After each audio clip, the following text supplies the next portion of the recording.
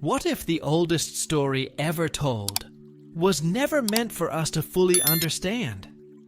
Hidden within ancient Babylonian texts lies a creation myth so strange, so vast, that it begins before time itself existed, when only two beings remained: Apsu and Tiamat, the waters of all existence.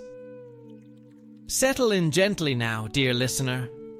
Let the quiet of this moment wrap around you like a soft, familiar blanket. There is nowhere you need to be, nothing you need to do. Simply breathe and allow yourself to drift slowly backward through the vast corridors of time, toward the very beginning of all things.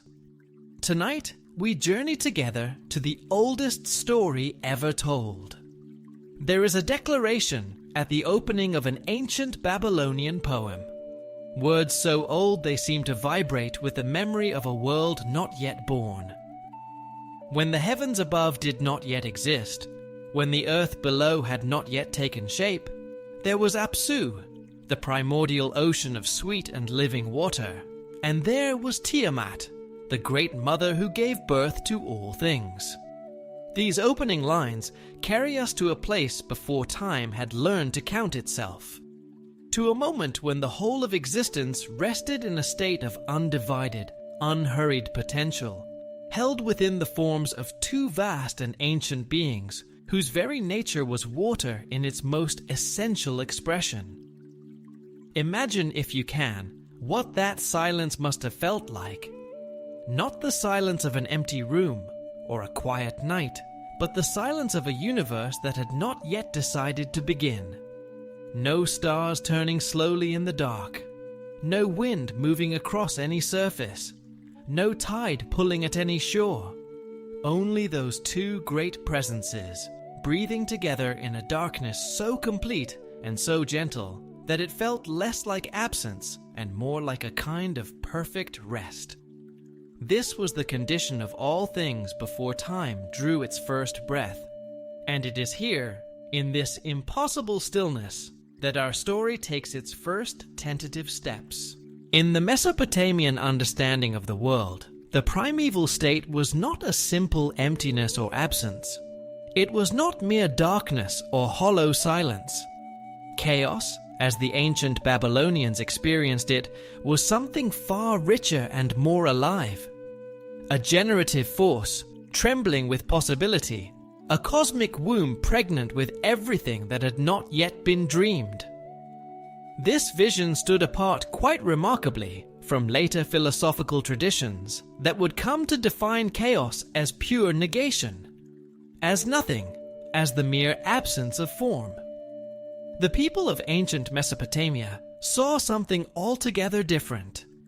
They saw in that primordial condition a creative matrix from which all existence would one day slowly, tenderly emerge.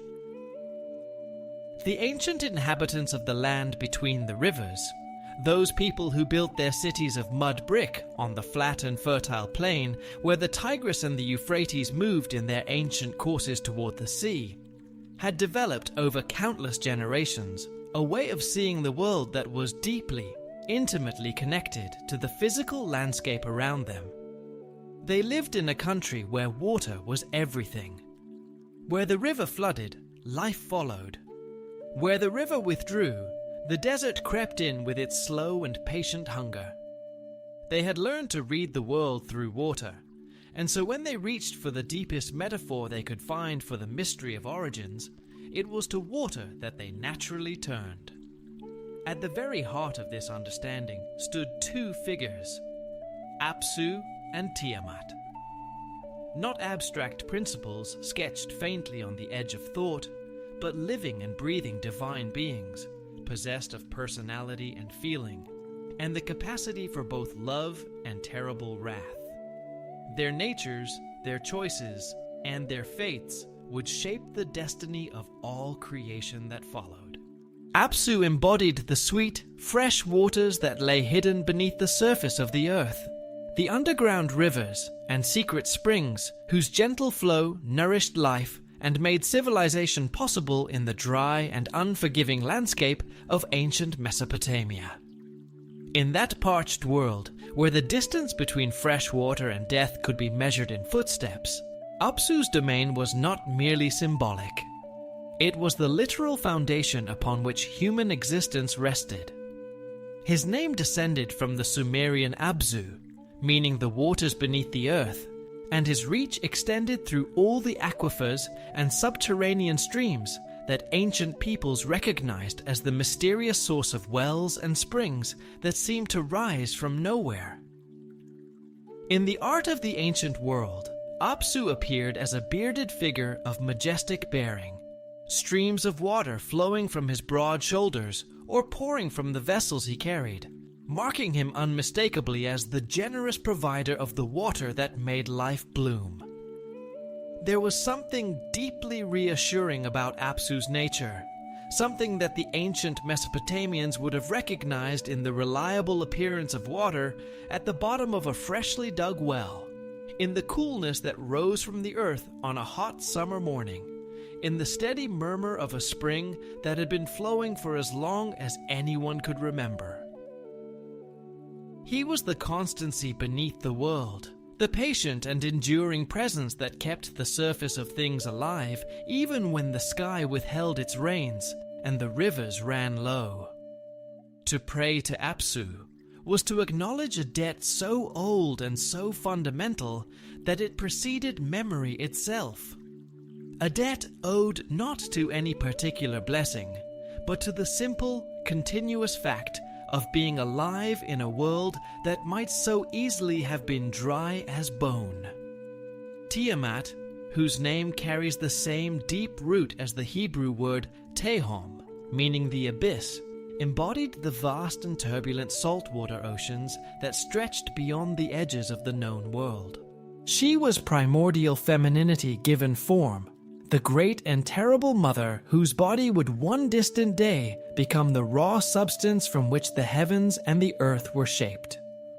Where Apsu carried associations of gentleness and sustenance, Tiamat held within her something far more ambiguous: the awesome, terrifying power of the storm-tossed sea, that force which could in one breath nourish the world and in the next swallow it whole.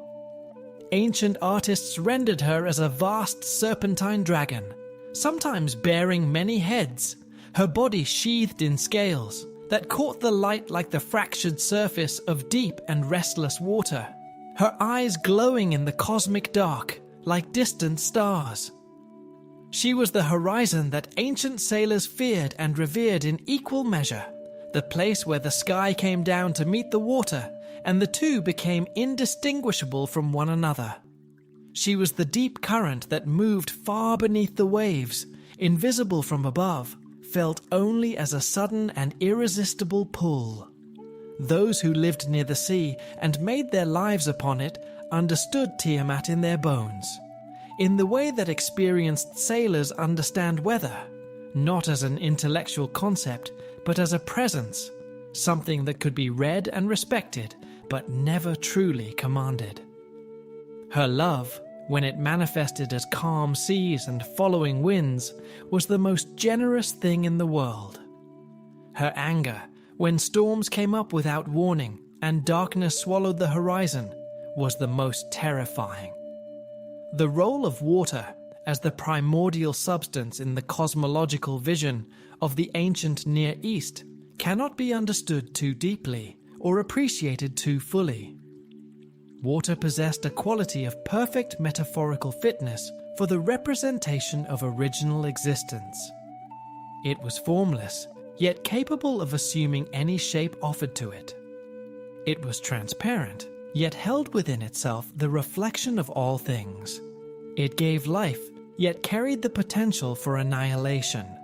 It moved between states, liquid, vapor, ice, demonstrating a fundamental mutability that mirrored the transformative nature of creation itself. In the harsh and sun-baked landscape of ancient Mesopotamia, water was the most precious of all things, the single element upon which the entire architecture of civilization depended. The ancient Mesopotamians had watched water carve canyons through stone, watched it deposit rich black soil along its banks, watched it create the conditions in which grain could rise and cities could be built. They had also watched it destroy, watched floods erase in a single night what generations had constructed.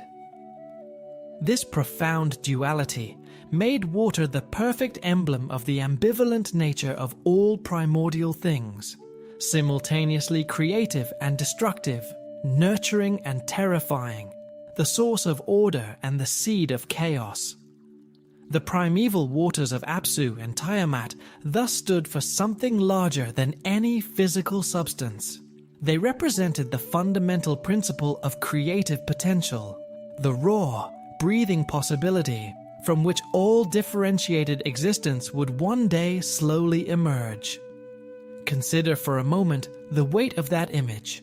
Two vast beings of water, resting together in the darkness before all things, neither moving nor still, neither awake nor asleep, simply existing in a state of profound and generative calm. There is something in this picture that speaks to something older than language in the human heart.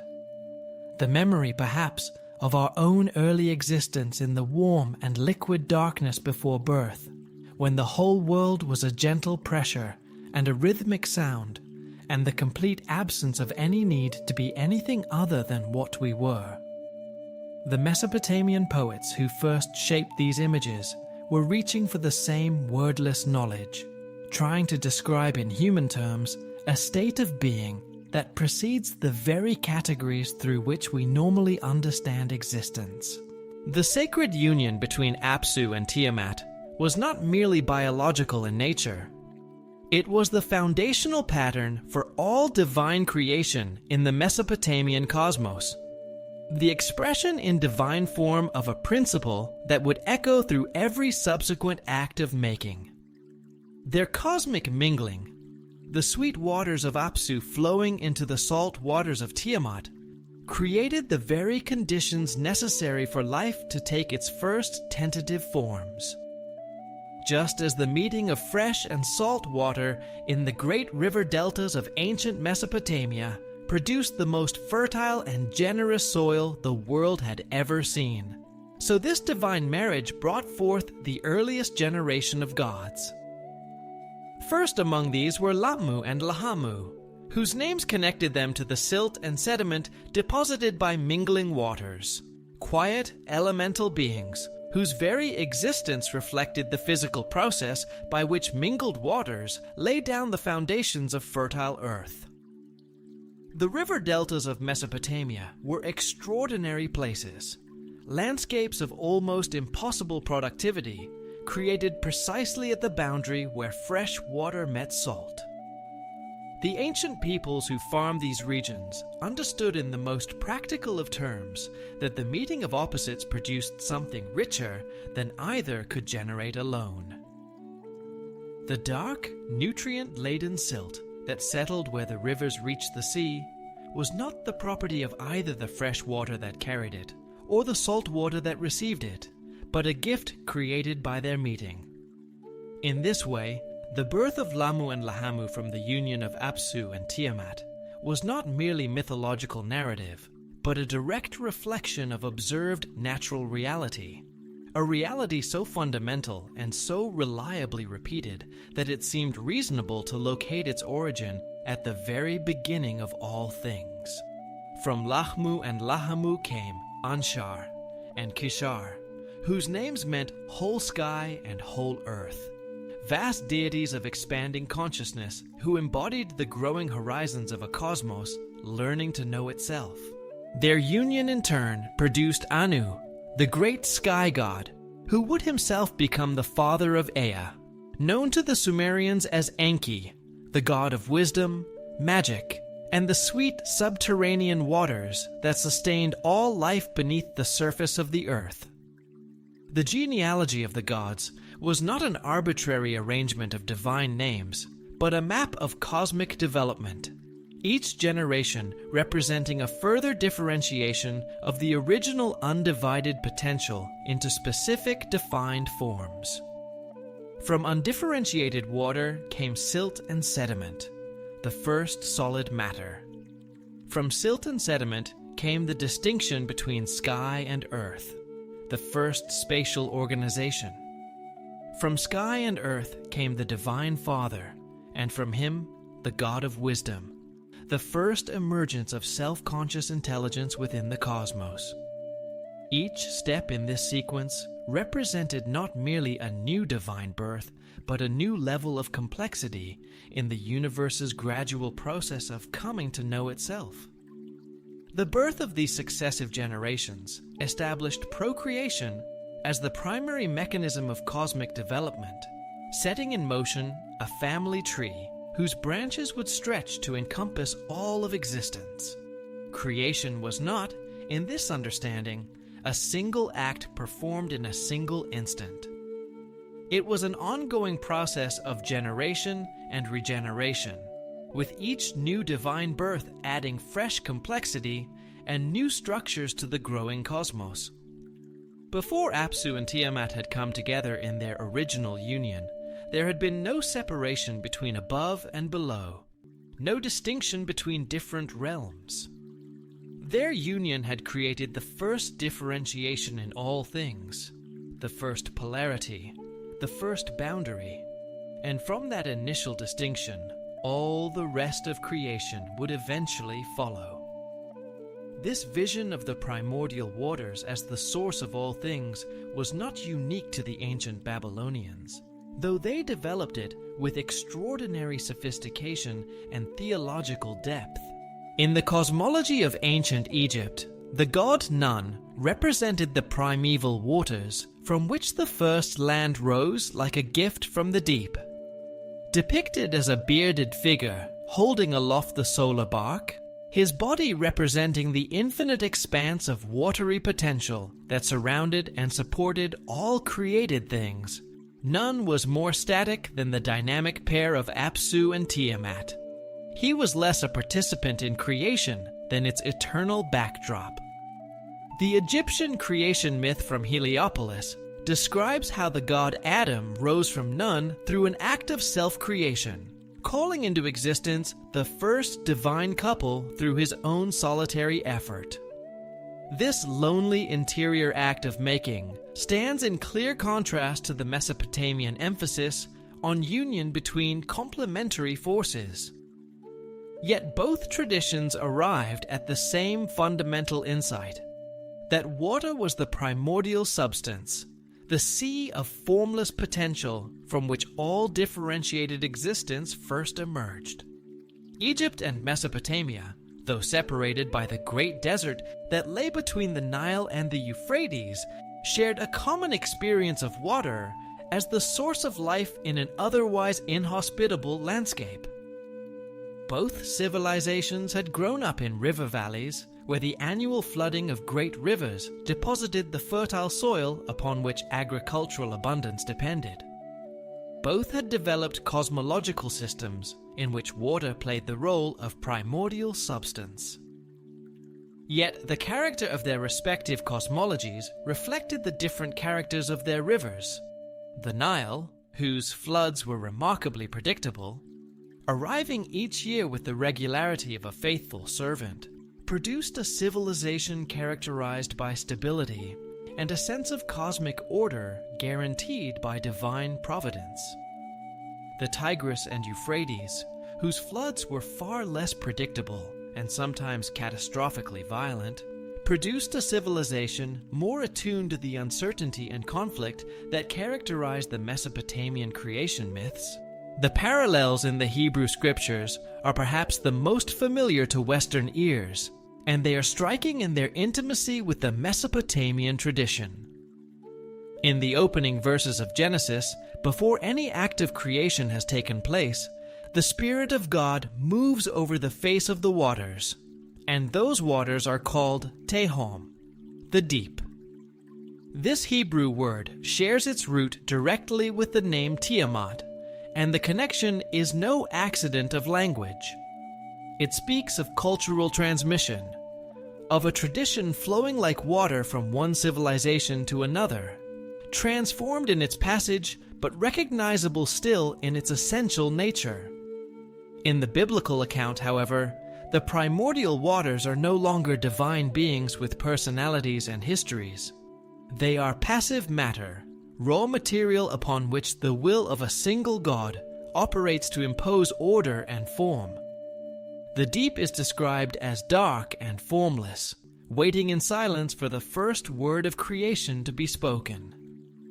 This represents a profound theological transformation, a shift from the Mesopotamian world of many gods negotiating and struggling and creating together, towards the Hebrew vision of a single, sovereign divine will acting alone upon an unresisting cosmos.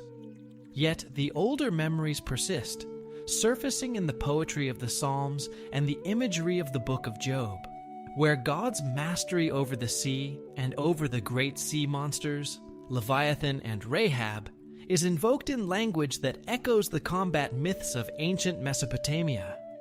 These are not merely poetic ornaments.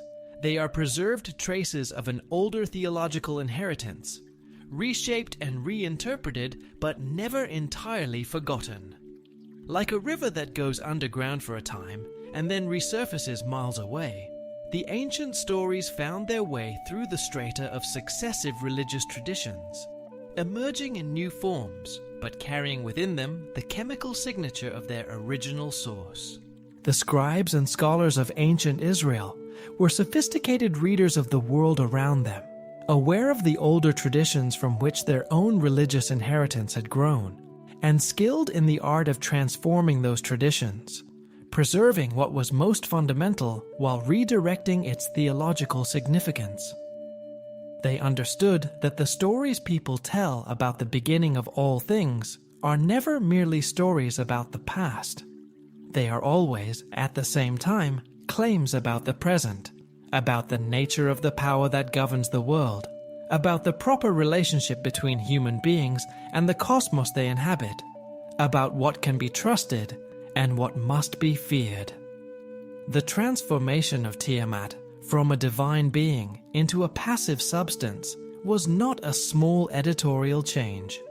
It was a complete reimagining of the nature of cosmic authority.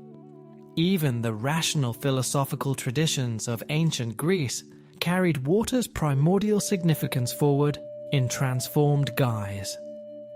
Thales of Miletus, widely regarded as the first of the Greek philosophers, proposed that water was the fundamental substance from which all things emerged. His reasoning drew not on mythology, but on careful observation, the fact that all living things require moisture, that seeds are moist, that warmth itself seems to arise from wetness.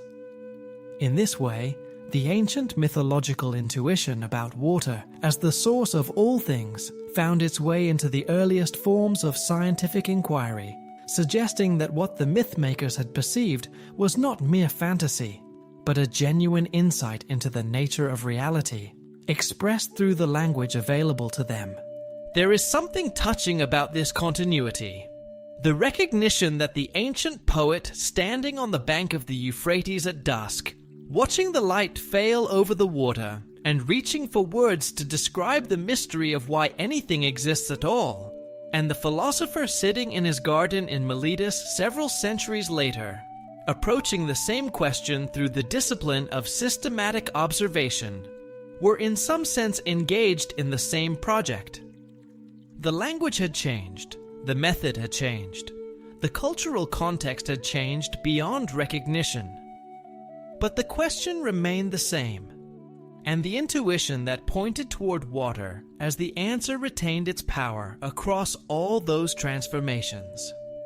The Hindu tradition offers yet another beautiful parallel in the image of the cosmic ocean that exists before creation.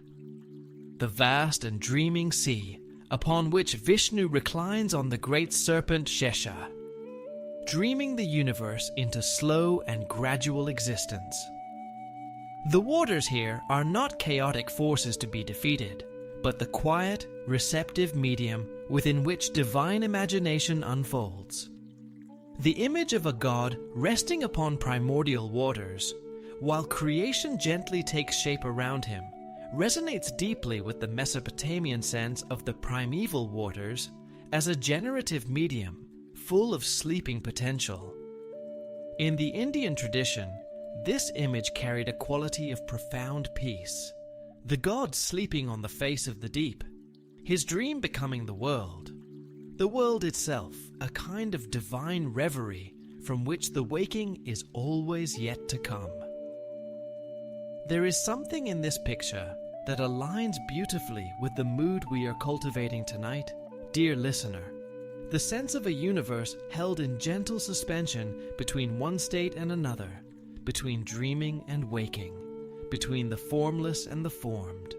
Perhaps sleep itself is a small return to that primordial condition, a brief visit to the waters before creation, where the self dissolves its edges and rests for a time in the undifferentiated quiet from which all things come. What this persistence of water symbolism across so many cultures and so many centuries tells us is something important. That the earliest mythmakers were responding to something genuinely profound about the nature of water itself, something that transcended any particular cultural context.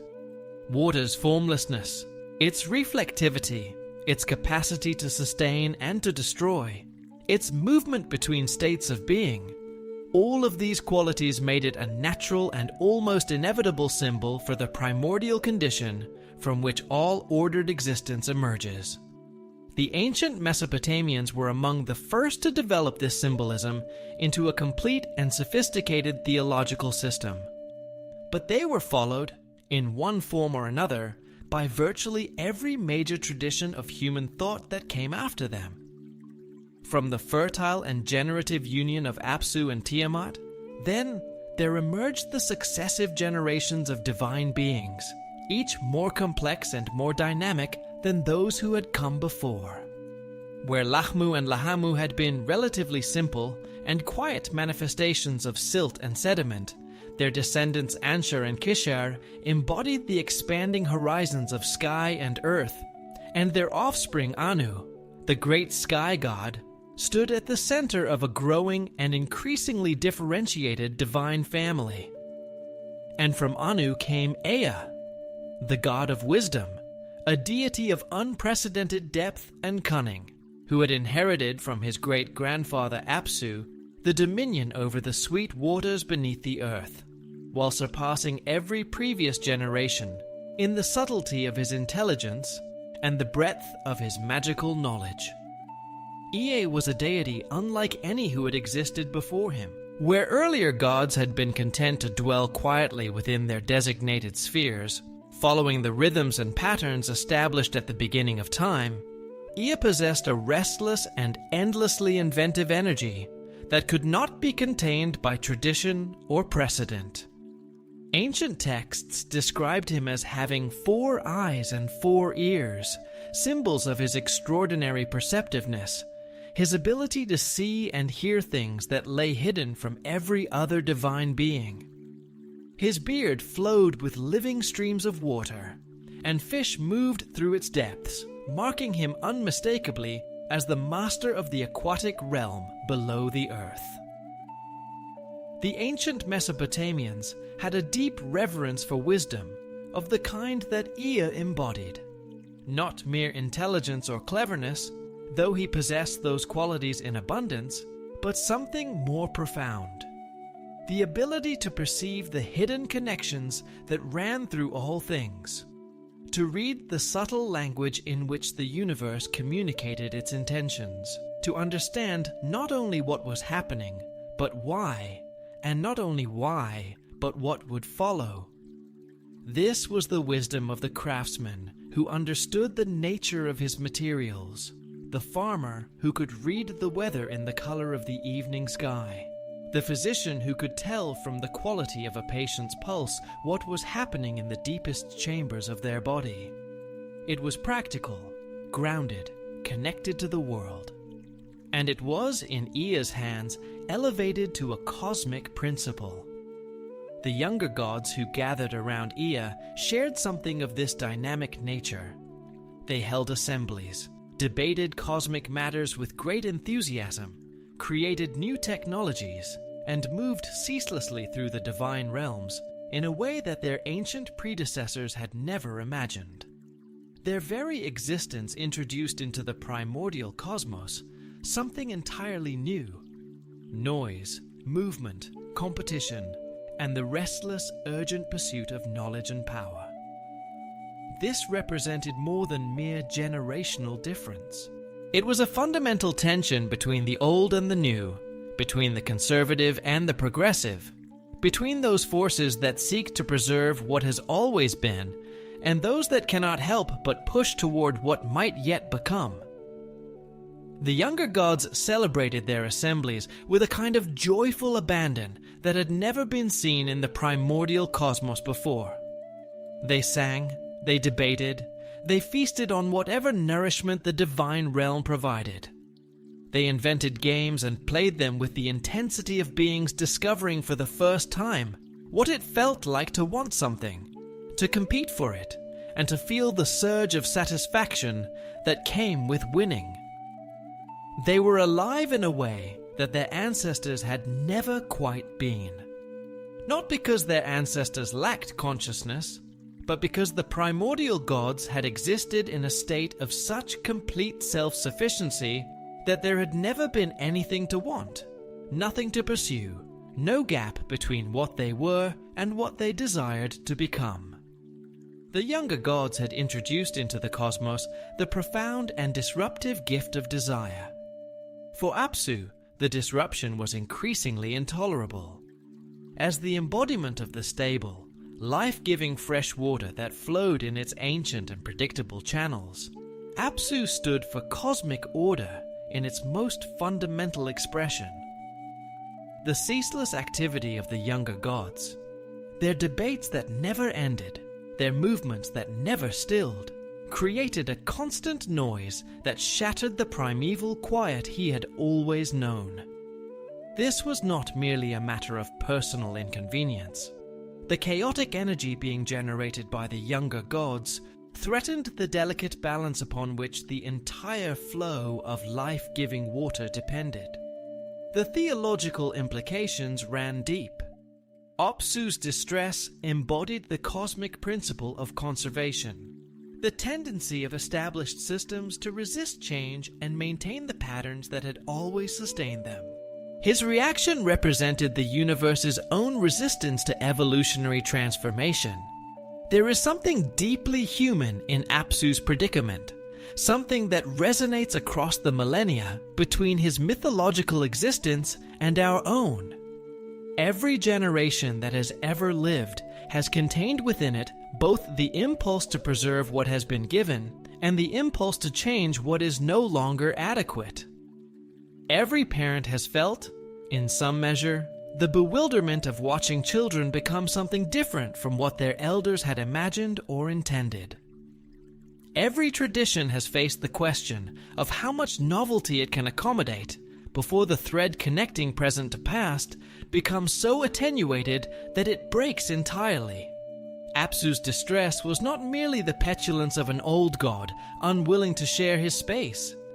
It was the anguish of a principle, the principle of continuity itself, confronted with the possibility of its own dissolution. Tiamat, for her part, remained neutral in these early tensions. Her saltwater realm had always been more turbulent and unpredictable than Apsu's ordered freshwater domain, and she was by nature more tolerant of disturbance. But this neutrality would not endure forever. As Apsu's frustration mounted toward genuine alarm, he began to contemplate a drastic solution: the complete elimination of the disruptive younger generation. Ancient texts describe his growing agitation in terms that suggest not merely emotional distress, but a fundamental cosmic imbalance threatening to destabilize the very springs and aquifers that nourished life. From Apsu's perspective, The younger gods were consuming the resources of the primordial system while contributing nothing but chaos in return. His plan to destroy them was not motivated by malice in any simple sense, but by a sincere desire to restore the ancient harmony that had prevailed since the very beginning of existence.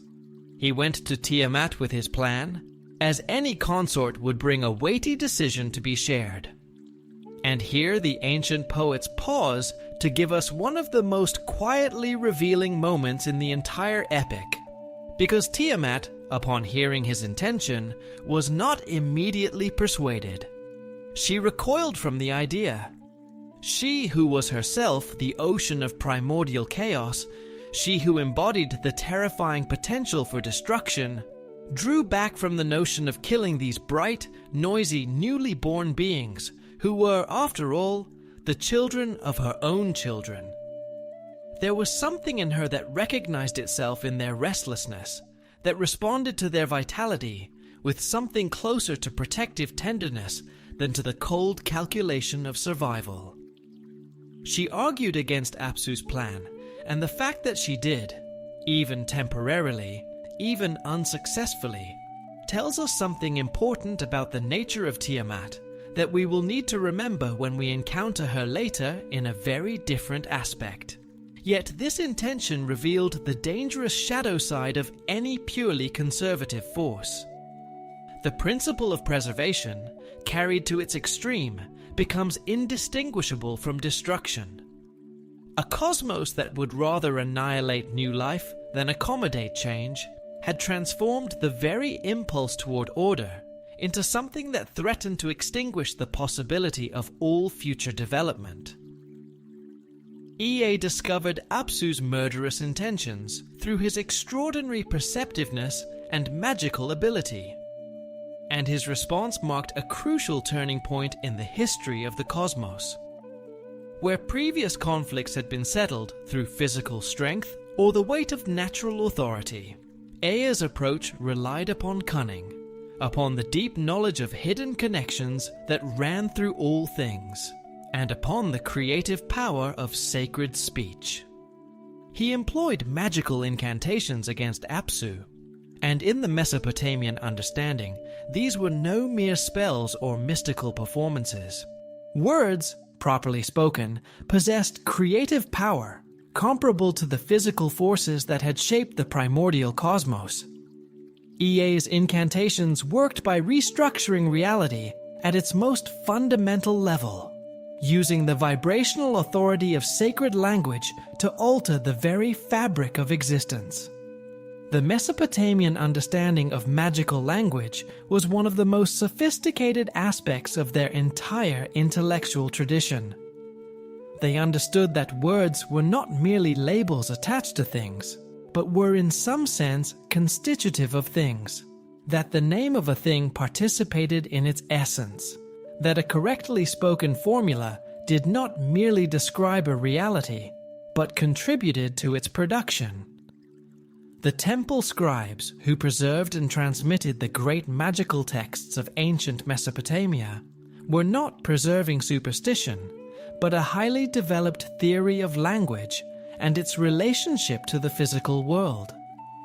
A theory that, in certain of its aspects, anticipates some of the most interesting contemporary thinking about the relationship between symbolic representation and material reality. Through his carefully wrought spells, Ea did not destroy Apsu, but bound him, cast him into a deep and permanent magical sleep. This was a masterpiece of cosmic engineering. The dangerous, active opposition of the freshwater god was transformed into a passive, controlled resource. The ancient order was preserved in its beneficial aspects, while its capacity for harm was neutralized. Ea then established his dwelling place directly above the sleeping form of his bound ancestor, literally building his power upon the foundation of the old order, while transforming its essential nature. The image of Ea's palace built above the sleeping Apsu is one of the most resonant in the entire epic. a picture of how every new order must be constructed upon the foundation of the old, cannot escape it or ignore it, but must instead find a way to incorporate it, to transform it, to make it serve new purposes without simply discarding it as though it had never been. The fresh water that Apsu embodied did not stop flowing because Apsu had been put to sleep. The springs still rose, the aquifers still held their ancient reserves, the wells still gave their gifts to those who came to them in need. What had changed was only the source of the directive will, not the water itself, but the consciousness that moved through it. This magical victory established several principles that would resonate through Mesopotamian theology for centuries to come. It demonstrated that traditional authority could be overcome through superior knowledge and skill. It showed that the power of words and ideas could reshape reality as effectively as any physical force. And it established wisdom and cunning not merely as useful tools, but as fundamental cosmic forces in their own right. The death of Apsu sent tremors through the primordial cosmos that could not be minimized or concealed. For Tiamat, the surviving primordial parent, the binding and effective murder of her consort constituted not merely a personal loss, but a violation of the cosmic order so fundamental that it demanded a response commensurate with the original crime. The transformation that began to overtake her following Apsu's defeat was not sudden, but gradual, a slow accumulation of grief and cosmic pressure that began to manifest in the world as increasingly violent storms, as unpredictable tides, as tsunamis crashing into divine territories, and whirlpools threatening to drag entire celestial regions into the depths of primordial chaos.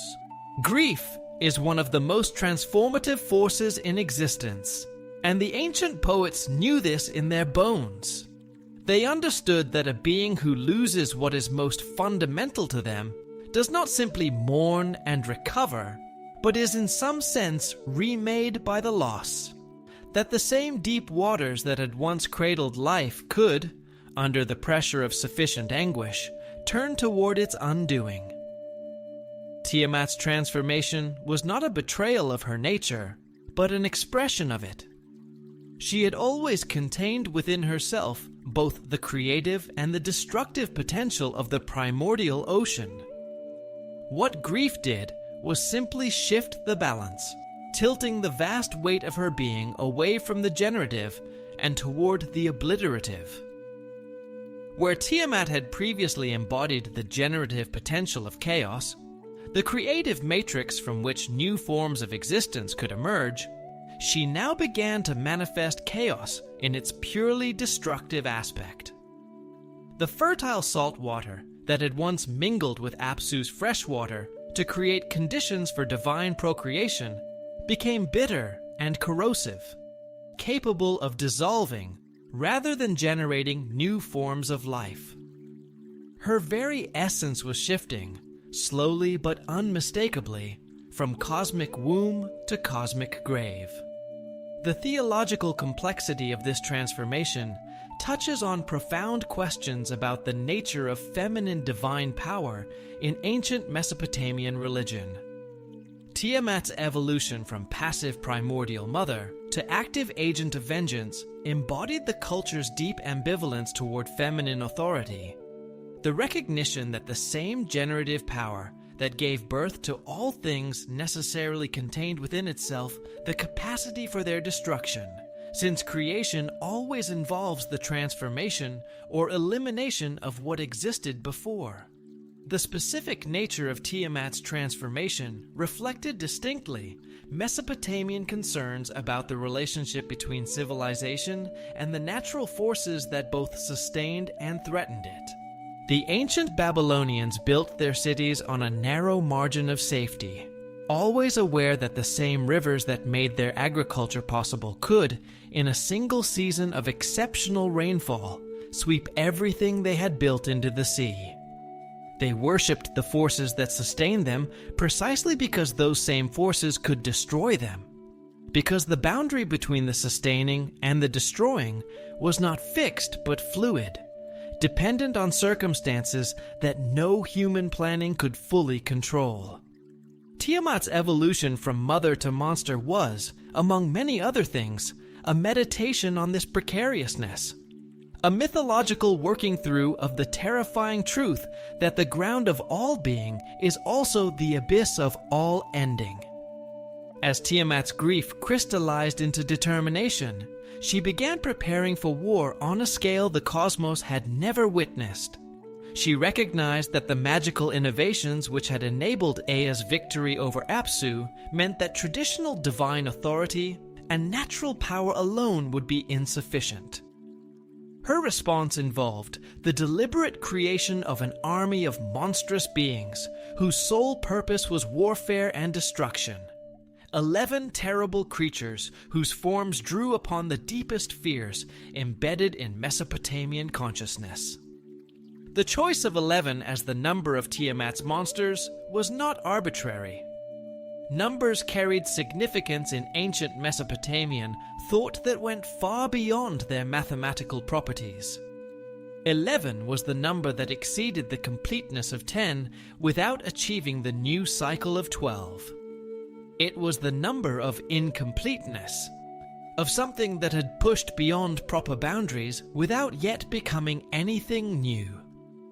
These 11 monsters were, in their very number, a statement about the nature of destructive chaos.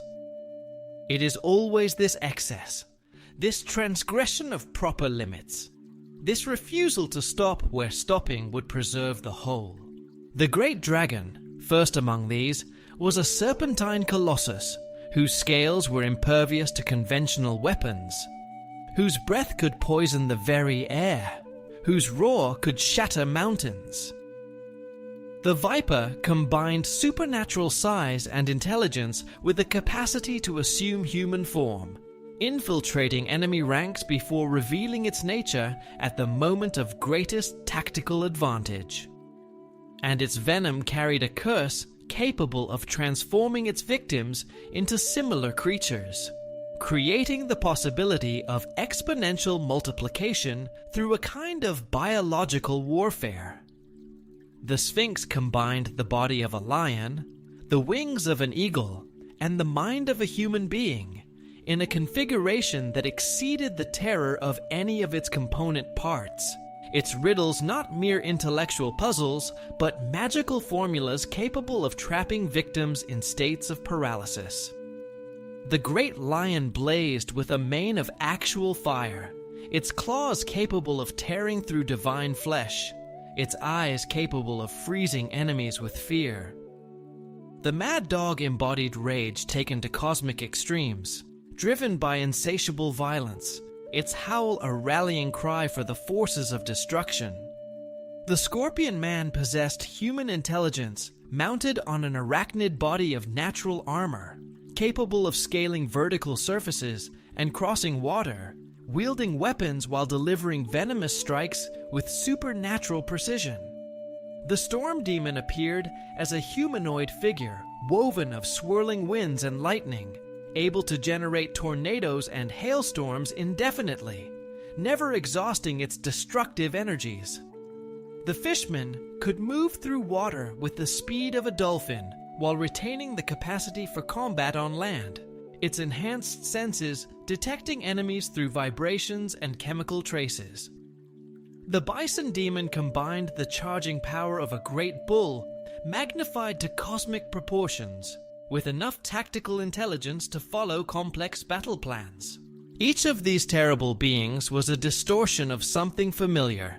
Each took some form known from the natural world, and pushed it beyond its natural limits, until it became something that no longer fit within the order of things.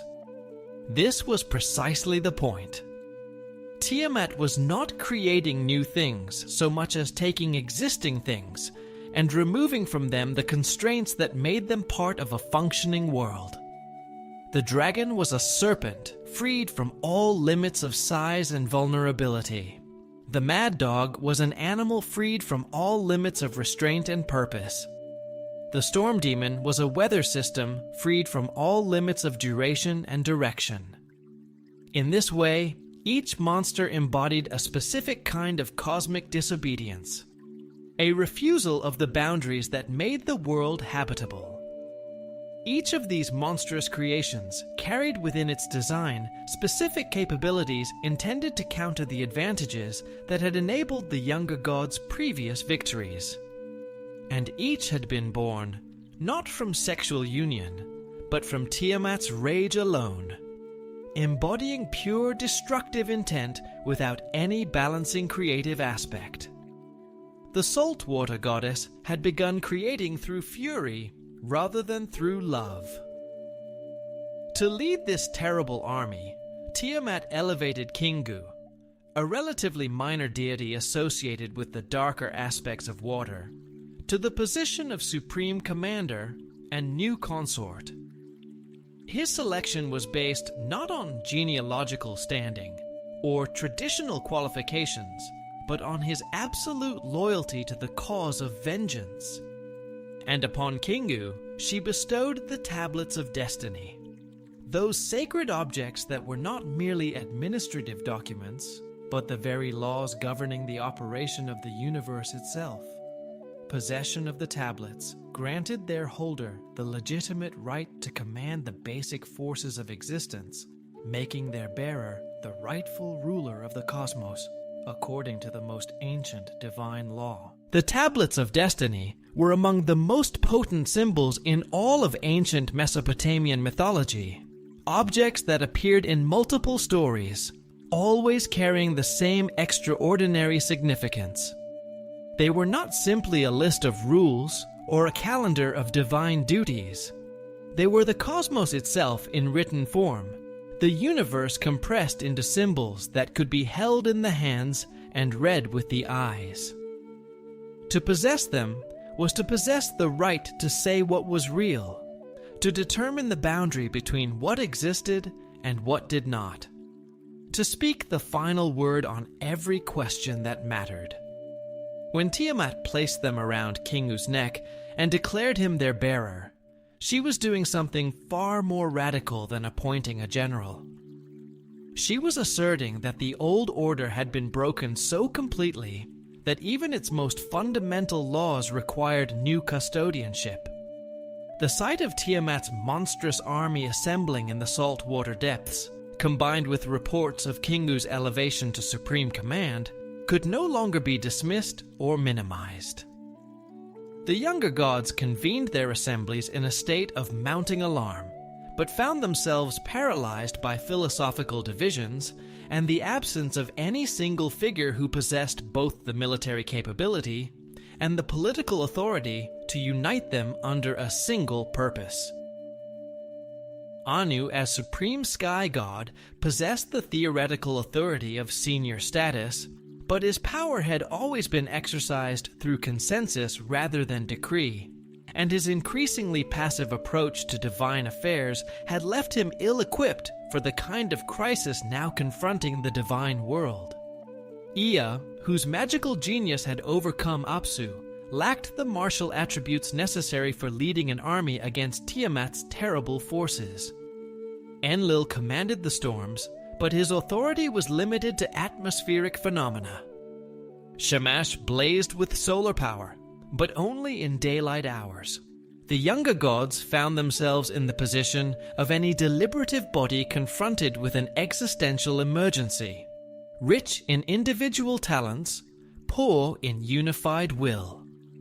The divine assemblies of this period must have been extraordinary gatherings.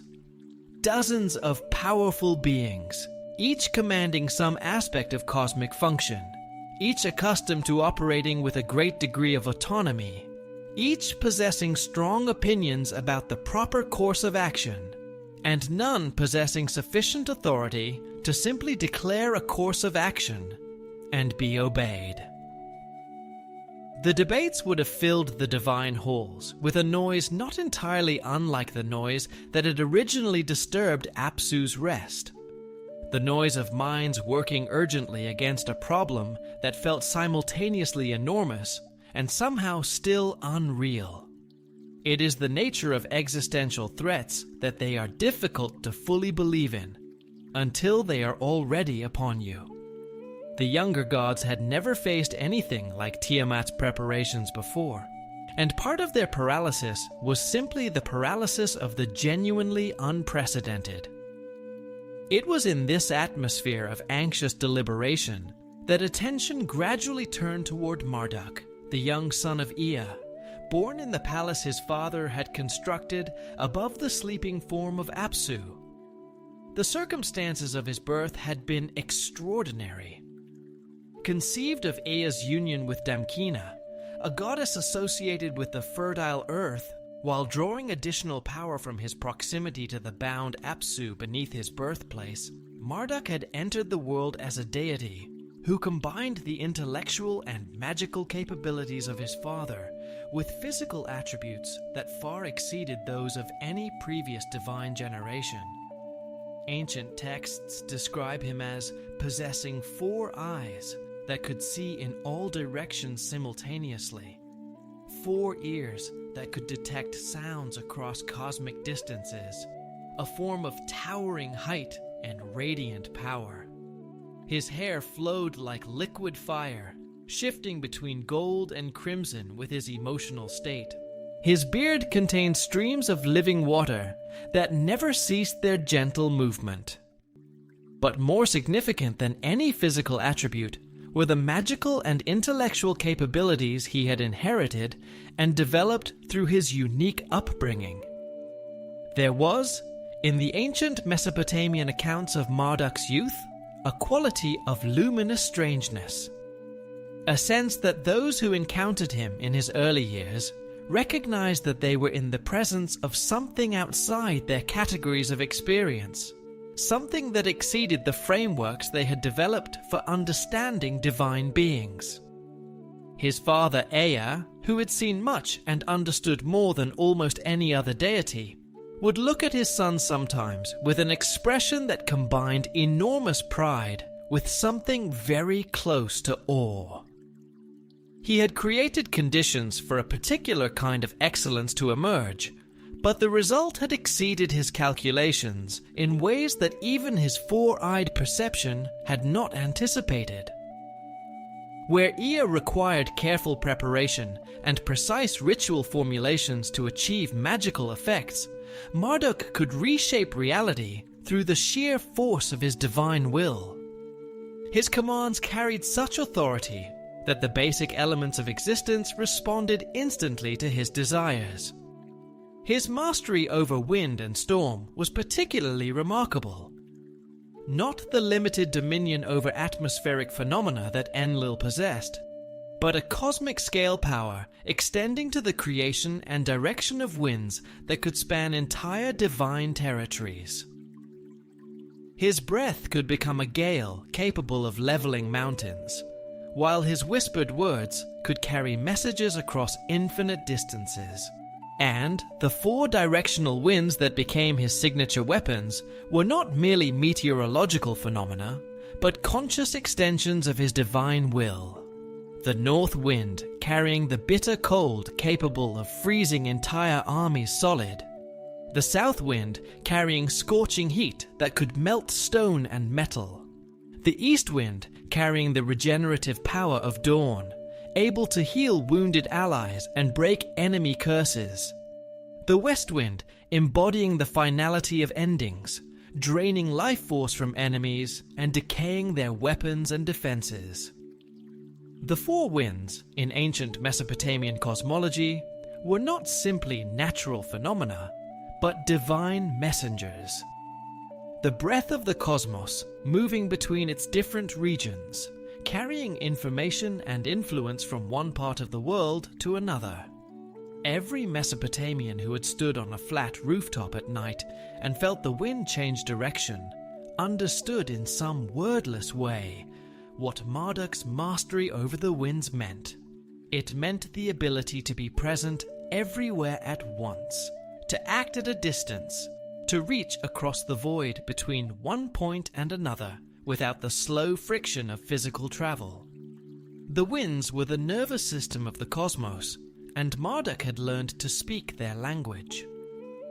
Beyond these, Marduk possessed the capacity to create what was called the evil wind, a force of controlled chaos that combined the destructive aspects of all natural storms while adding elements of pure primordial disorder, capable of unraveling fundamental structures of reality. This weapon's creation required him to venture into the liminal spaces between order and chaos, where reality became fluid and unpredictable, to capture samples of primordial chaos from the edges of Tiamat's domain, and subject them to a process of partial ordering that preserved their destructive potential while making them responsive to divine command. The paradox at the heart of the evil wind's creation was one that Marduk had to hold in perfect equilibrium throughout the entire process of its making. To create a weapon from chaos, he had to understand chaos from the inside, had to allow its logic to work in him, to feel its rhythms and recognize its patterns, without losing the thread of his own ordered consciousness. This required a kind of cognitive agility that went beyond anything his father had needed in the contest with Apsu. Ea had worked against chaos from a position safely outside it. Marduk had to enter it and return. The cosmic net he fashioned was not a physical object, but a manifestation of his ability to impose order upon chaos through concentrated divine will.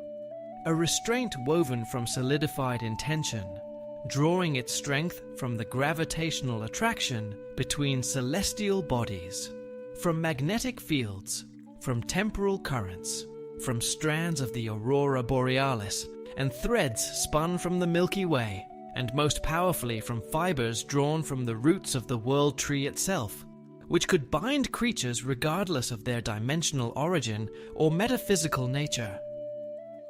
His bow was crafted from crystallized lightning, its string woven from the aurora of the northern sky, firing arrows of concentrated starlight that grew more powerful the greater the distance they traveled, accumulating force from the cosmic medium through which they passed until they struck with the impact of falling stars. The chariot that would serve as his mobile command platform was constructed from meteoric iron forged in the heart of a dying star, drawn by 4 horses that were themselves manifestations of elemental forces: the fury of lightning, the relentless force of gravity, the transformative power of nuclear fusion, and the entropy driving the expansion of the universe itself. The making of Marduk's weapons was itself a kind of creation myth in miniature, a story of how intelligence and craft could take the raw materials of the cosmos and transform them into tools of precise and purposeful action. The bow made from lightning was, among other things, a statement about the relationship between destruction and precision, the recognition that the same force that could devastate indiscriminately could, in the hands of a sufficiently skilled craftsman, be shaped into something that could hit exactly what it aimed at, and nothing else. This was the distinction between chaos and order in its most practical form. Not the presence or absence of power, but the presence or absence of direction. In a series of carefully observed demonstrations before the divine assembly, Marduk displayed the full extent of his powers, mediating disputes, performing feats of sorcery exceeding even his father's abilities, engaging in mock combat that proved his ability to defeat multiple opponents while coordinating complex tactical maneuvers. He understood the political dimensions of the crisis as clearly as its military ones, and he calibrated his demonstrations accordingly, showing enough to inspire confidence without displaying enough arrogance to alienate the older gods whose support he needed. His terms for taking command were not merely tactical. He demanded that victory over Tiamat would establish him as the permanent supreme ruler of all the gods, with authority extending beyond military command to encompass all aspects of cosmic administration. This was a radical proposal, the replacement of collaborative governance by a monarchical system, justified by the existential nature of the crisis and the singular nature of his abilities. After extensive and troubled deliberation, the divine assembly accepted his terms. The acceptance of Marduk's terms by the divine assembly was marked by a ceremony that the ancient poets describe with great care and evident reverence. The assembled gods tested his claim to supreme authority by speaking a word of command that created a constellation, and then directing him to make it disappear and reappear through the force of his own spoken word alone. When he did so, when the stars vanished at his command and blazed back into existence at his second word, the assembly's hesitation dissolved. Some forms of authority cannot be argued into existence. They can only be demonstrated. The military preparations that followed were unprecedented in their scope and sophistication. Intelligence reports revealed that Tiamat's forces had grown beyond the original 11 monsters to include thousands of lesser chaotic beings possessing a collective intelligence that allowed them to coordinate across vast distances without any apparent communication system. A hive mind capability that made traditional tactics based on disrupting command structures ineffective. This discovery forced Marduk to completely reconceptualize his strategic approach, moving away from conventional battlefield thinking toward a strategy focused on disrupting the fundamental forces that bound Tiamat's army together. The location selected for the battle was a region of cosmic space where the boundaries between different realms were naturally weak, allowing for the kind of reality-altering combat that would be necessary to defeat a primordial deity. The gravitational anomalies present in this region would also interfere with some of Tiamat's more exotic weapons while enhancing the effectiveness of Marduk's wind-based attacks. The choice of battlefield was itself a strategic move, a demonstration that Marduk understood not only how to fight, but where to fight, that he was thinking about the physics of the encounter as carefully as its tactics. The decisive confrontation unfolded in a region of cosmic space where the boundaries between different realms were naturally weak, where reality itself was more fluid and responsive to the forces that both combatants would bring to bear. The battle began with preliminary skirmishes testing the capabilities and resolve of both sides, confirming that Tiamat's forces possessed even greater individual combat effectiveness than anticipated, but also that their collective intelligence could be disrupted through targeted attacks on key coordination nodes within their formation. When Tiamat herself entered the battlefield, her form was staggering.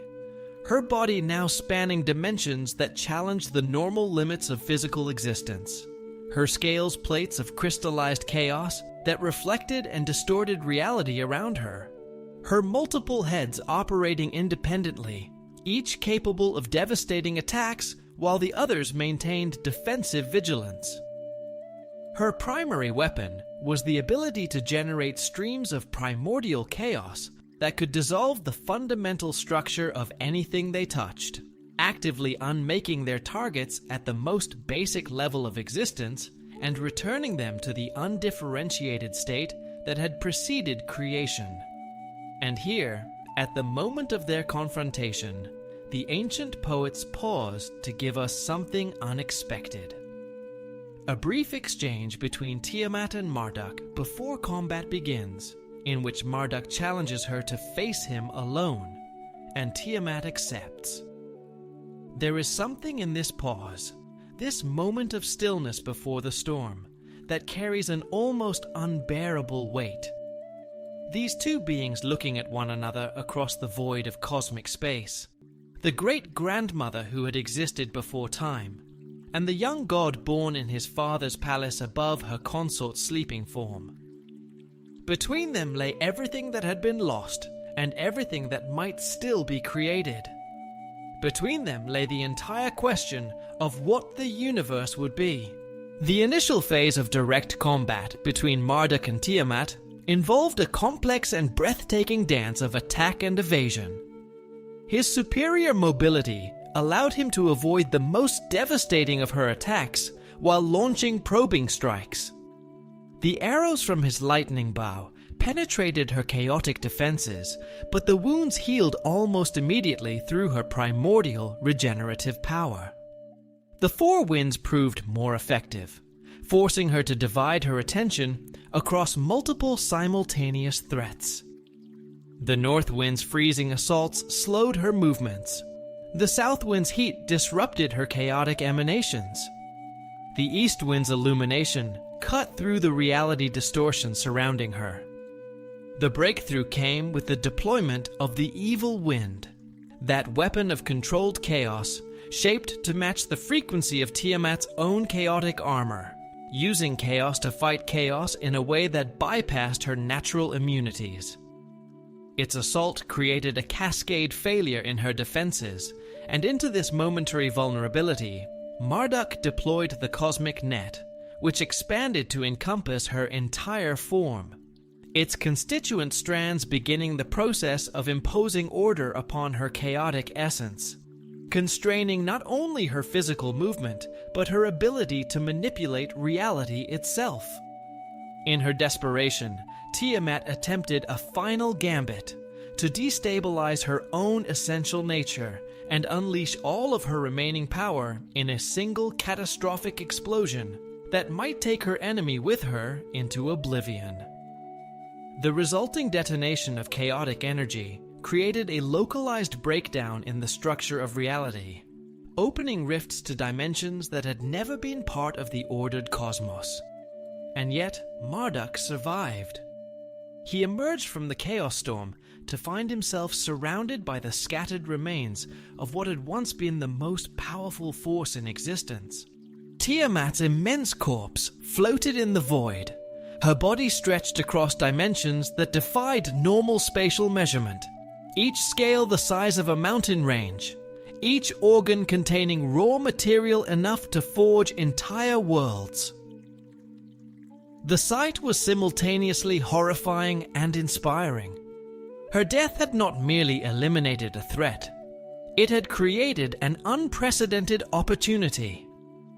Marduk stood for a long moment in the silence that followed the battle, a silence utterly unlike the primordial silence of the beginning, heavy with consequence rather than light with potential, and contemplated what lay before him. The body of the Great Mother, the raw material of the world. The question was not whether to build, but how, not whether the substance before him was sufficient, but whether the vision within him was adequate to its transformation. And it is here that Marduk showed himself to be not merely a warrior, but a creator, not merely the greatest fighter the cosmos had yet produced, but something rarer and more important, an architect. The process of dismantling Tiamat's corpse required entirely new techniques of cosmic engineering. Marduk crafted a blade forged from crystallized time itself, a substance that could cut through any material regardless of its dimensional complexity, its edge existing in all temporal states simultaneously. With this instrument, he began to work. Her ribcage became the foundation of the celestial dome, its natural curvature providing the structural strength necessary to span infinite distances, while its composition of crystallized chaos gave it the flexibility to accommodate the expansion and contraction cycles of a living cosmos. Her lungs were repurposed as cosmic bellows, maintaining the circulation of divine breath throughout the heavenly realm. Her cardiovascular system became a network of celestial rivers, carrying liquefied starlight throughout the heavens, their patterns corresponding to the constellation maps that would one day guide mortal navigation. The work was patient and methodical in a way that the battle itself had not been. Where combat had demanded improvisation and rapid response, Cosmic construction required something closer to the deliberate care of a craftsman, who knows that the quality of every joint and junction will determine the stability of the structure for as long as it stands. Marduk moved through Tiamat's vast remains with the attention of someone who understood that he was working with materials that would never be available again, that the primordial substance of the first creation existed only once, and that whatever was made from it now would define the nature of all subsequent existence. He could not afford mistakes, and so he did not make them. Her lower body provided the bulk material for the construction of the earth. Her bones were ground and mixed with her flesh to create composite materials with varying densities and thermal properties, allowing for the construction of layered planetary systems capable of supporting both surface stability and internal dynamism.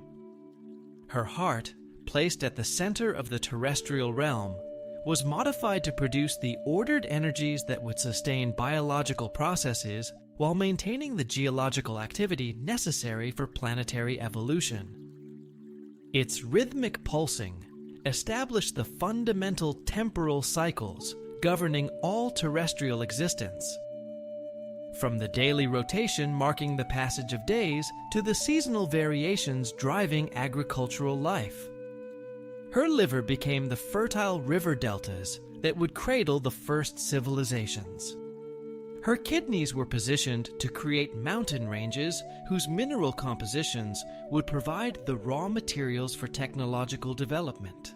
Her primary eye was transformed into the sun, preserving the organ's capacity for universal perception while redirecting its energies toward the illumination and heating of the terrestrial realm. The resulting solar body, possessing not only luminosity, but a form of consciousness, allowing it to adjust its output according to the needs of surface life. Her secondary eye became the moon, a gentler luminary designed to modulate the sun's intensity, its phases following mathematical cycles that would serve as natural calendars for the mortal beings who would eventually look up at it with wonder. There is something deeply moving about the idea that the sun and moon, those two great presences that have regulated human life since the first humans opened their eyes, were fashioned from the eyes of the primordial mother. That every dawn is, in some sense, Tiamat's gaze falling across the world she helped to make. That every moonlit night is her softer attention, the contemplative aspect of the same consciousness that blazes with such force in daylight hours. The ancient Babylonians who first told this story may not have intended it as a comfort, but it functions as one, the reminder that even from destruction, even from the body of something that sought to unmake the world, the most beautiful and necessary things can be drawn. The stars that filled the celestial dome were fashioned from the countless smaller organs and tissue fragments of Tiamat's complex anatomy, each retaining some aspect of the goddess's original consciousness, creating a vast network of celestial observers who could monitor cosmic events and report anomalies to Marduk's administration. From the patterns embedded in her nervous system emerged the natural laws themselves. Gravity from the neural pathways that had controlled her spatial orientation, electromagnetic forces from the circuits managing her sensory processing, the strong and weak nuclear forces from the microscopic networks regulating her cellular metabolism. These were not arbitrary impositions, but reflected the deepest organizational tendencies that had always been present, even within primordial chaos. Marduk's genius lay not in inventing entirely new principles, but in recognizing and amplifying the order that had always slept within disorder, waiting to be awakened. The natural laws that Marduk drew from Tiamat's nervous system were, in a sense, the most intimate part of the entire creation, the part that was most completely hers. The patterns by which she had moved through the cosmos, the ways in which her body had regulated itself, the deep rhythms of her existence translated into the deep rhythms of the world. The law of gravity that holds us to the Earth and keeps the planets in their courses is, in this telling, an echo of the way that Tiamat's body understood itself in space. The electromagnetic forces that make possible every light and every chemical bond are an echo of the way that her senses reached outward to perceive the world around her. We are, all of us, living within the body of the Great Mother, and the laws that govern our existence are, in the deepest sense, her laws. The defeat and subjugation of Tiamat's surviving allies required a combination of military force and political negotiation that demonstrated Marduk's mastery of both warfare and diplomacy. The monstrous beings that had served in her army found themselves leaderless and disoriented following their mistress's death, but their inherent chaotic nature made them potentially dangerous even without unified command. Rather than simply destroying these creatures, Marduk recognized their potential value as cosmic functionaries whose unique capabilities could serve constructive purposes within the new order. The great dragon that had been Tiamat's primary lieutenant was assigned to guard the boundaries between different cosmic realms, its natural aggression redirected toward protecting the structural integrity of Marduk's creation. The Sphinx became a guardian of divine knowledge, its riddling nature transformed into a testing mechanism that would determine the worthiness of those seeking access to cosmic secrets. The various hybrid creatures were distributed throughout the cosmos as specialized workers whose unusual combinations of abilities made them ideal for maintaining the complex systems that kept the universe functioning. This redistribution of Tiamat's monsters into productive cosmic roles was one of Marduk's most elegant solutions to an otherwise intractable problem.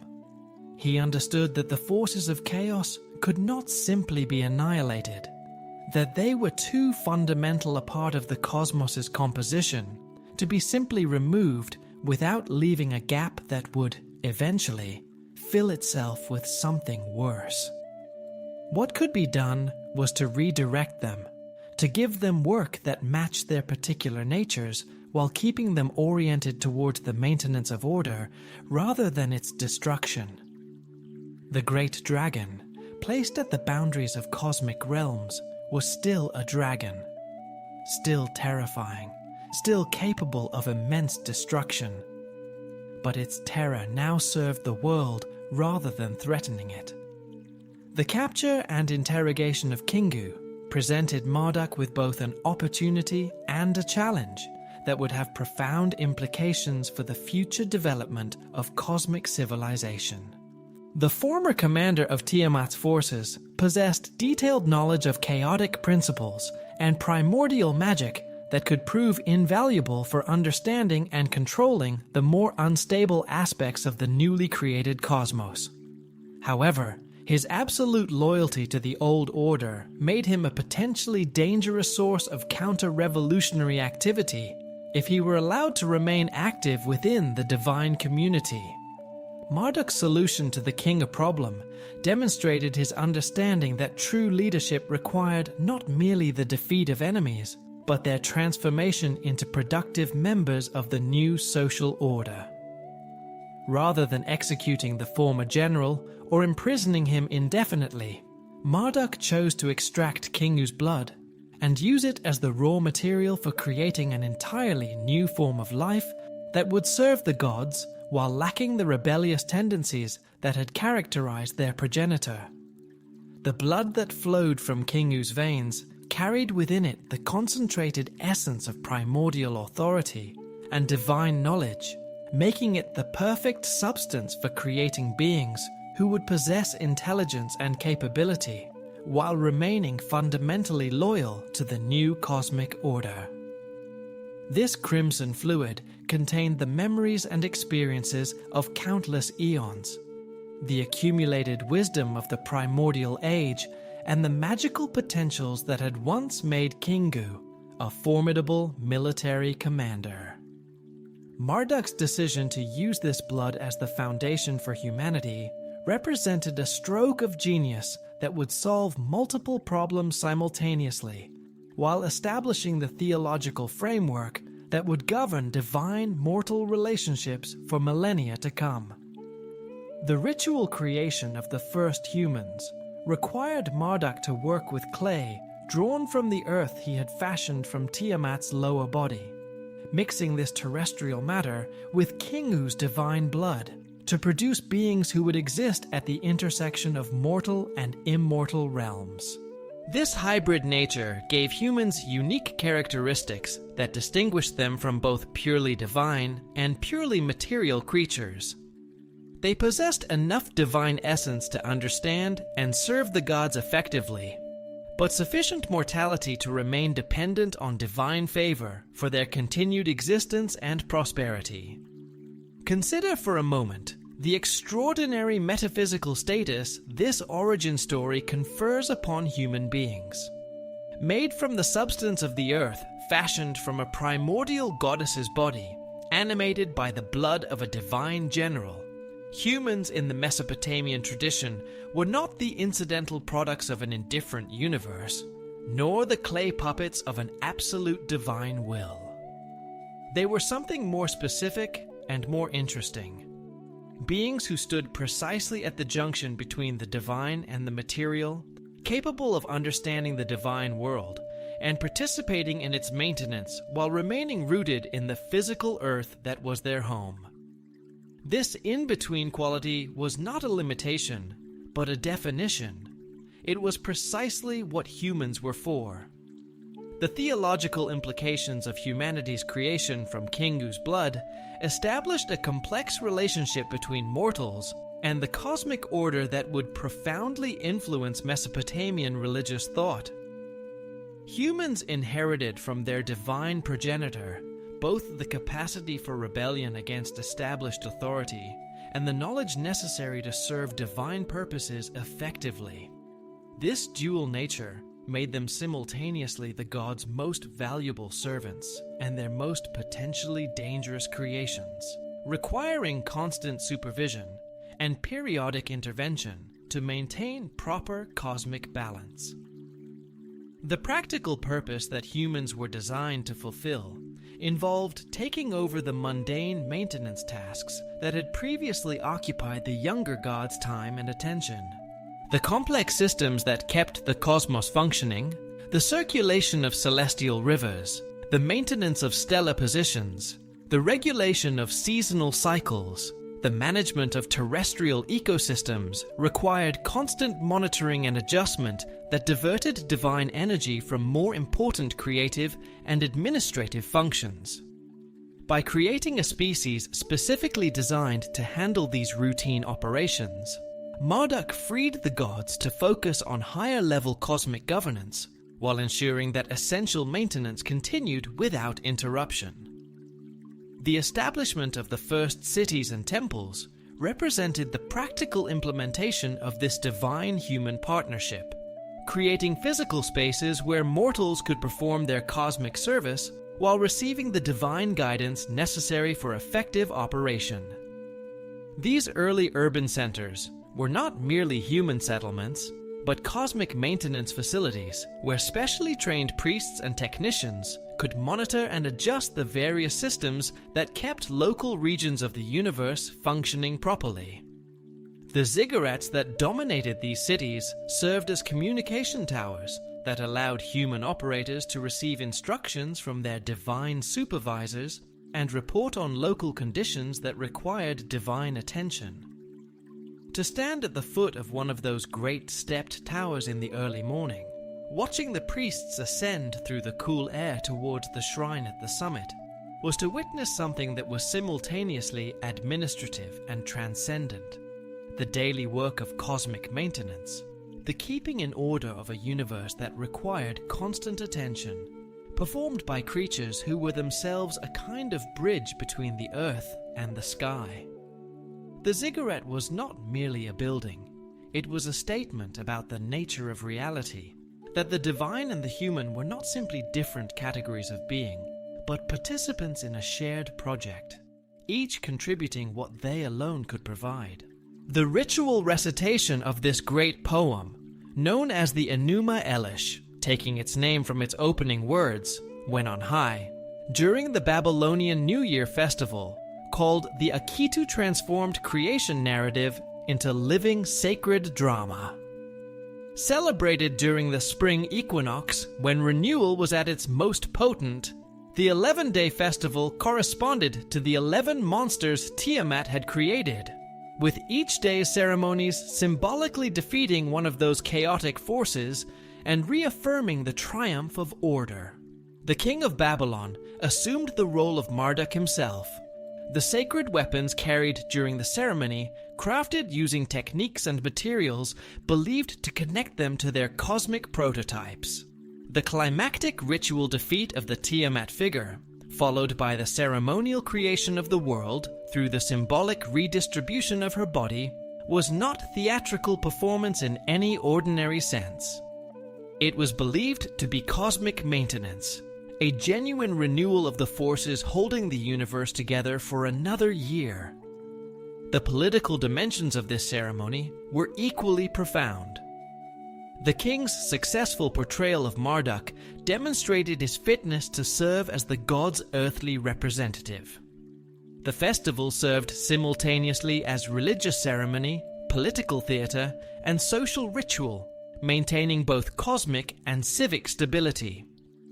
There was something extraordinary about a civilization that understood its most fundamental political act, the renewal of royal authority, the confirmation of social hierarchy, the reaffirmation of the city's right to exist, as inseparable from its most fundamental cosmological conviction, that the universe requires active maintenance, that chaos is always present at the edges of order, and that the work of keeping things in their proper arrangement is never finished.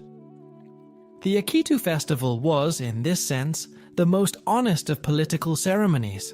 It made no pretense that stability was the natural condition of things, requiring only passive acceptance. It insisted that stability was an achievement, won and re-won through deliberate effort, year after year after year. The comparative analysis between the Enuma Elish and the biblical Genesis account reveals both striking parallels and fundamental theological differences that illuminate the cultural transmission and transformation of ancient Near Eastern creation traditions. Both texts begin with primordial waters as the initial state of existence, though they conceptualize these waters in markedly different ways.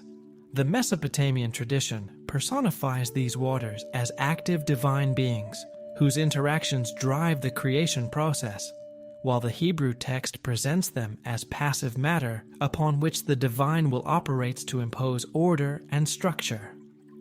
The sequence of creation events shows remarkable similarities between the two accounts, suggesting direct cultural influence or shared ancient sources. Both traditions describe the separation of waters above and below, the establishment of celestial bodies, and the creation of humanity as the culmination of the creative process. However, the mechanisms by which these events occur differ dramatically, with the Mesopotamian account emphasizing conflict and violence as necessary aspects of cosmic development, while the Hebrew tradition presents creation as the peaceful expression of divine command. The theological implications of these differences reflect the broader cultural contexts in which each tradition developed. Hebrew culture, developing in a different geographical and historical context, produced a creation account that emphasized the absolute sovereignty of a single divine will over all natural forces.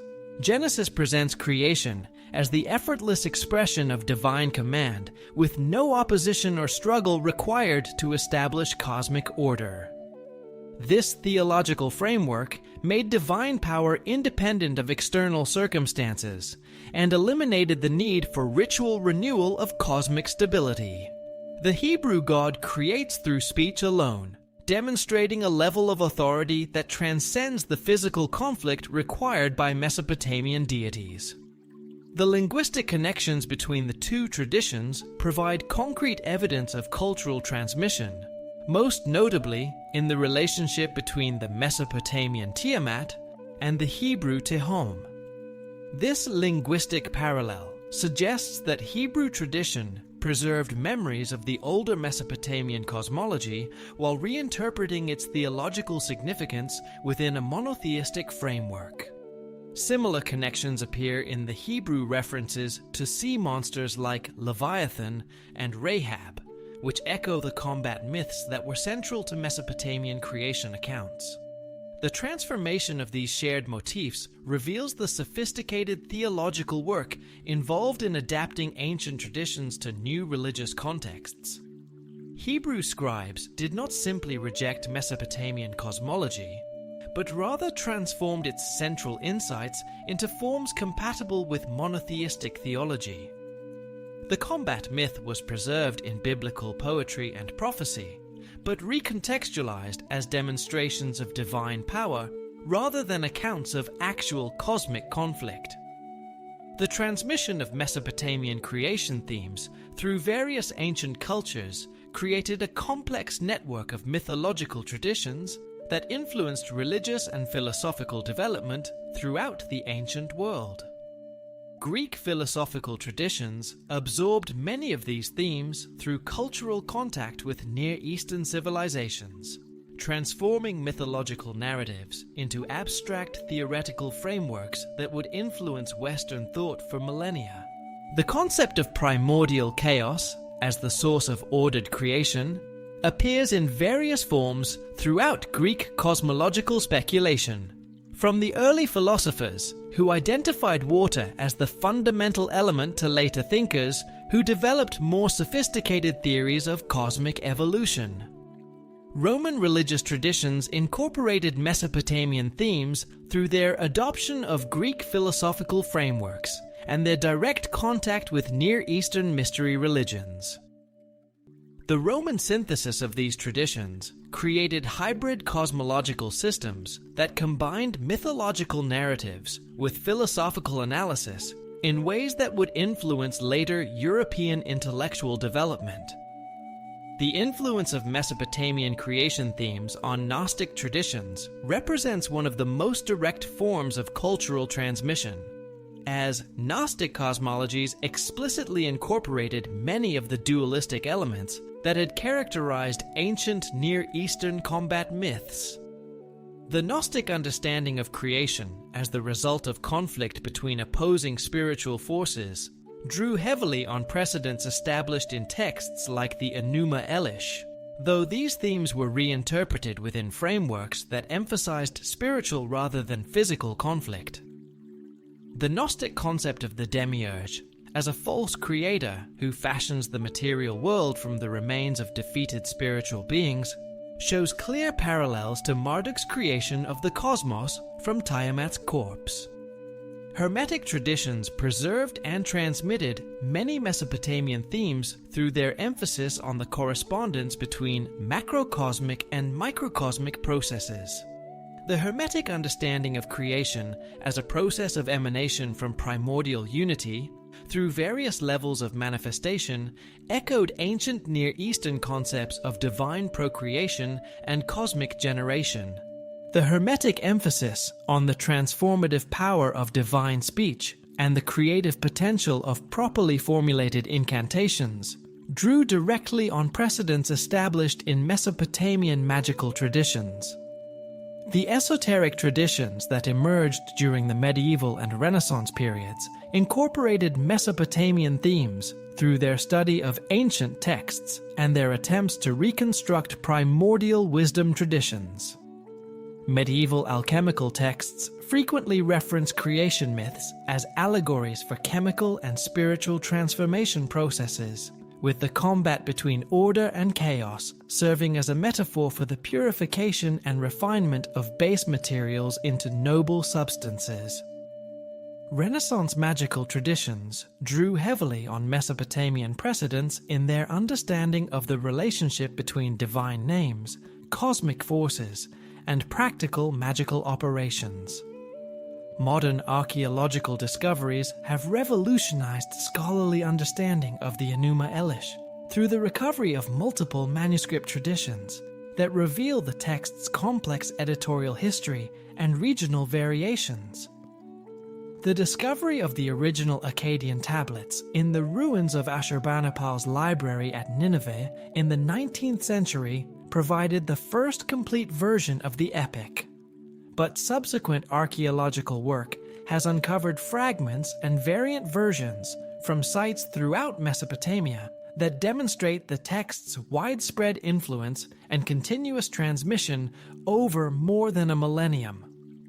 The decipherment of cuneiform script and the development of sophisticated philological methods have enabled scholars to trace the evolution of the Enuma Elish from its earlier Sumerian antecedents through its classical Babylonian formulation to its later Assyrian adaptations.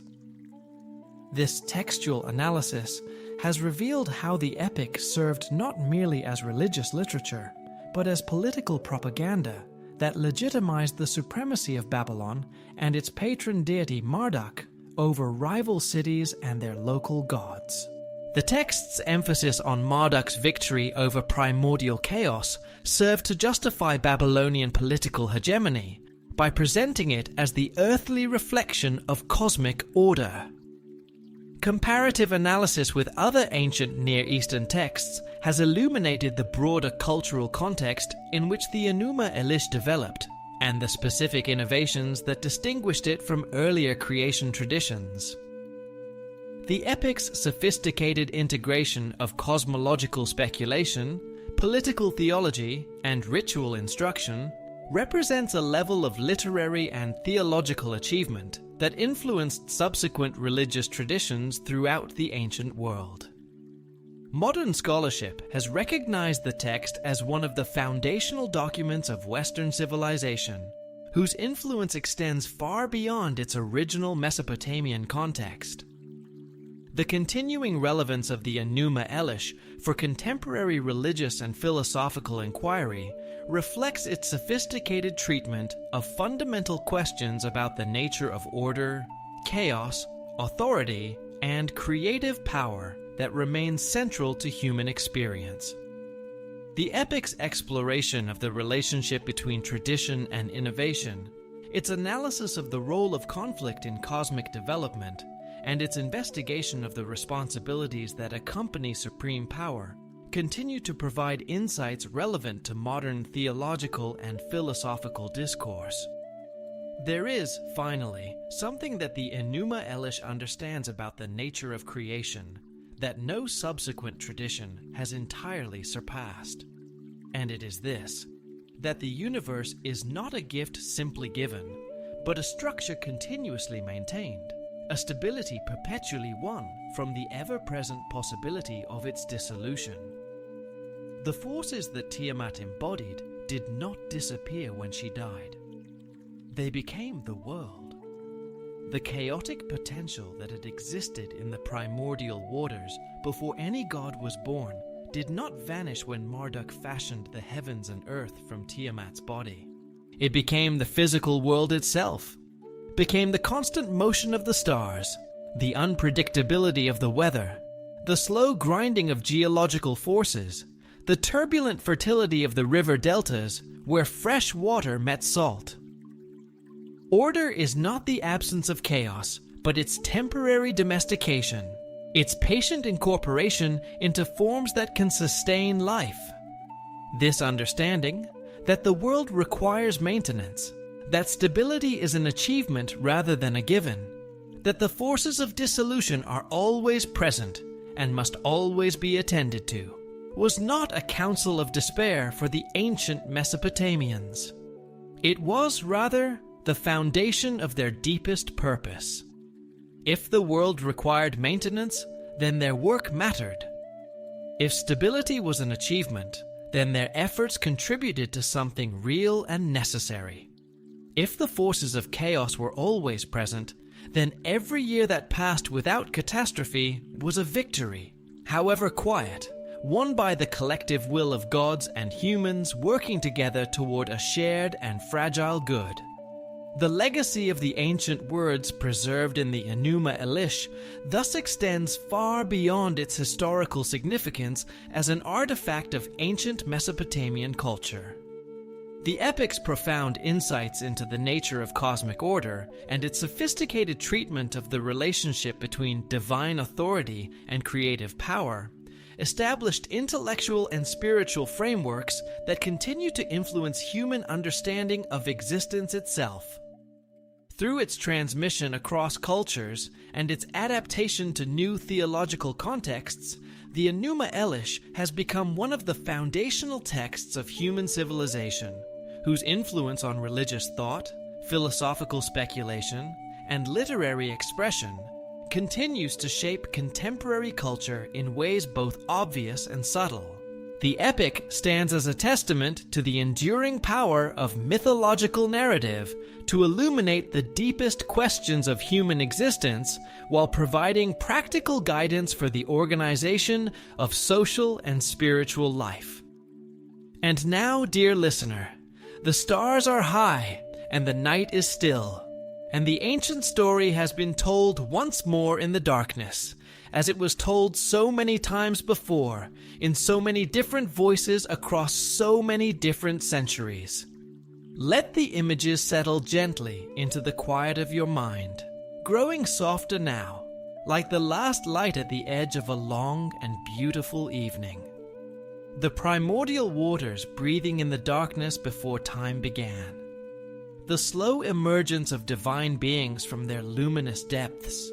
The great conflict between old and new, between the wish to preserve and the need to become. And the patient, careful, loving work of building a world from what remained, of finding in the body of the Great Mother the bones of heaven and the heart of the earth. You are held within that story too, dear listener. You are part of that long and patient work, that endless conversation between what has been and what might yet be. Your breath rises and falls like the tide. Your dreams move through you like currents in deep water. The night is very quiet, and the world is very old, and there is nowhere you need to be but here, in this soft and ancient dark. Let everything slow now. Let the images drift. Let the words become a gentle sound at the edge of consciousness, like water moving over smooth stone, like the distant murmur of a river heard through a wall on a warm night. The old story is complete. The world has been made. The waters are at rest. Sleep now gently. Rest now deeply. Good night and sleep well.